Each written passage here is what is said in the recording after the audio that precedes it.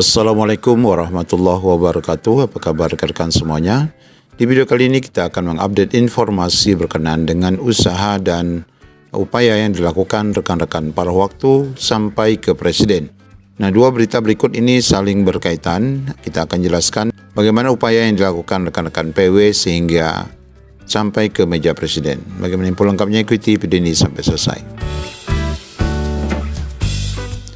Baik, di laman JPNN kita mendapati dua berita yang sama poinnya, yaitu berkaitan dengan 6 poin surat P3K paruh waktu dan honor database BKN yang sudah diterima Presiden.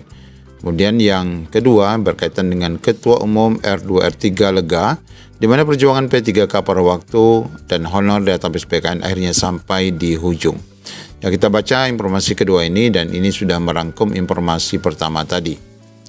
Ketua Aliansi R2R3 atau disingkat dengan Ari Faisal Mahardika merasa lega karena aspirasi P3K paruh waktu dan honor database akhirnya sampai di hujung. Tinggal menunggu keputusan akhir. Bapak Ibu, R2R3 selagi kita masih ingat, ini adalah kode yang diberikan kepada non-ASN yang mereka masuk dalam kategori non-ASN tetapi tidak mendapatkan kelulusan ya. Biasanya yang mendapat kelulusan R2L, R3L, sedangkan yang hanya kode R2R3 berarti memang belum mendapatkan formasi. Nah, ini membentuk suatu organisasi yang sampai saat ini masih terus bergerak. Perjuangan sudah sampai di ujung karena surat Aliansi R2R3 Indonesia telah sampai di tangan Presiden Prabowo Subianto.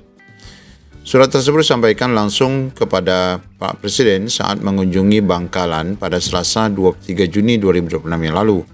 Diketahui R2 adalah kode untuk peserta seleksi jalur honorer, yaitu K2. Adapun R3 adalah database BKN, namun karena tidak ada garis miring L-nya, berarti mereka tidak mendapatkan formasi dan harus menjadi PW.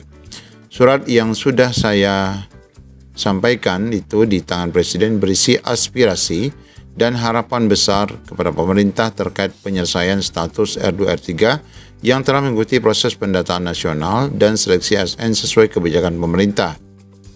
Faisal mengatakan Undang-Undang 20 tahun 2023 tentang ASN telah mengamanatkan pemerintah untuk melakukan penataan honorer serta memastikan hanya ada ASN PNS dan P3K, bahkan paruh waktu juga tidak ada. Undang-Undang ASN, kata Faisal, juga menegaskan pentingnya penataan tenaga honorer sebagai bagian dari reformasi birokrasi nasional.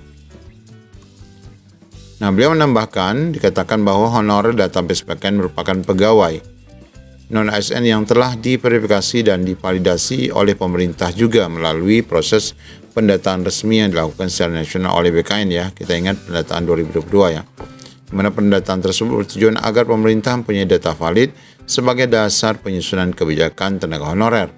Nah, di antara 6 poin yang disampaikan kepada Presiden itu berisi aspirasi rekan-rekan paruh waktu dan honorer database BKN yang kita sama-sama berharap ya mudah-mudahan itu segera diputuskan oleh Presiden langsung untuk memberikan kebijakan yang berpihak.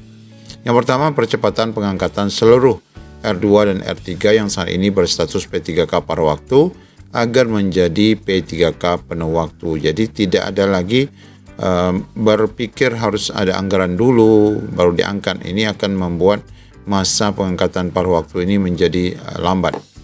Kemudian memohon kepada pemerintah agar seluruh tenaga non-ASN kategori R2 dan R3 yang telah masuk database dan mengikuti seluruh tahapan seleksi ASN dan saat ini berstatus paruh waktu diberikan kepastian pengangkatan P3K penuh waktu sesuai dengan amanat undang-undang. Ini yang pertama ya. Sedangkan yang kedua yaitu berkaitan dengan anggaran, di mana pengalokasian anggaran APBN dan transfer ke daerah, di mana aliansi meminta pemerintah dan DPR RI menyediakan alokasi khusus atau DAK dan alokasi khusus dalam APBN tahun 2027 untuk menyelesaikan tenaga peralihan P3K paruh waktu menjadi P3K penuh serta menyelesaikan database non-ASN R2 R3 jika masih ada sisa. Sedangkan yang lain berkenaan dengan memberikan dukungan fiskal kepada pemerintah daerah yang mengalami keterbatasan kemampuan keuangan. Ini berkaitan dengan Undang-Undang HKPD juga ya, ini sudah diberikan kelonggaran ya. Kemudian yang selanjutnya, yang saya menjamin bahwa keterbatasan APBD tidak menjadi alasan tertundanya pengangkatan serta peralihan menjadi P3K paruh waktu bagi rekan-rekan P3K paruh waktu serta tenaga non-ASN yang telah terdata dalam database, khususnya R2 dan R3 yang belum terakomodir. Menurut kami, bahwa penyelesaian non-ASN merupakan kewajiban negara dan investasi pelayanan publik, bukan sekedar beban anggaran di daerah. Sedangkan permohonan ketiganya, perlindungan database nasional BKN, di mana aliansi meminta agar database non-ASN BKN yang dijadikan dasar utama dalam penyelesaian penataan tenaga serta peralihan P3K paruh waktu menjadi P3K penuh waktu. Artinya memang inilah jadi dasarnya ya, database BKN itu. Kemudian tidak ada penghapusan, pengurangan atau pengabaian data tenaga non-ASN yang telah diverifikasi itu. Kemudian seluruh tenaga paruh waktu serta non-ASN dalam database memperoleh perlakuan yang adil dan merata. Kemudian pendataan non-ASN yang dilakukan BKN bertujuan memetakan kondisi pegawai non-ASN dan menjadikan dasar kebijakan pemerintah terhadap tenaga honorer itu. Kemudian yang keempat, percepatan penyelesaian RPP. Ini lagi-lagi RPP ya, yang semestinya sudah di tangan Presiden juga ini. Dan regulasi turunan Undang-Undang ASN, aliansi meminta pemerintah segera menyelesaikan dan menetapkan seluruh peraturan pelaksanaan serta regulasinya, khususnya yang mengatur masalah apa aja. Ini diminta secara rinci. Yang pertama adalah berkenaan dengan pengangkatan P3K paruh waktu itu sendiri ya. Jadi macam mana caranya, jangan sampai dicicil-cicil lagi. Kemudian transformasi P3K paruh waktu menjadi penuh waktu, serta jaminan kesejahteraan dan perlindungan ASN P3K secara umum. Kemudian yang D adalah berkaitan dengan penyelesaian tenaga non-ASN yang telah masuk database. Keterlambatan regulasi turunan berpotensi menimbulkan ketidakpastian hukum bagi jutaan non-ASN yang telah menunggu bertahun-tahun, yang akhirnya bisa sampai pensiun ya. Kemudian yang kelima, kesetaraan status ASN. Kami menegaskan bahwa berdasarkan Undang-Undang ASN, maka ASN itu hanya ada dua, yaitu PNS dan P3K. Tidak terdapat pengelompokan ASN kelas 1 ataupun kelas 2. Oleh karena itu kami minta agar seluruh P3K memperoleh hak perlindungan karir dan profesional sesuai undang-undang. Kemudian penyelesaian nasional tanpa diskriminasi.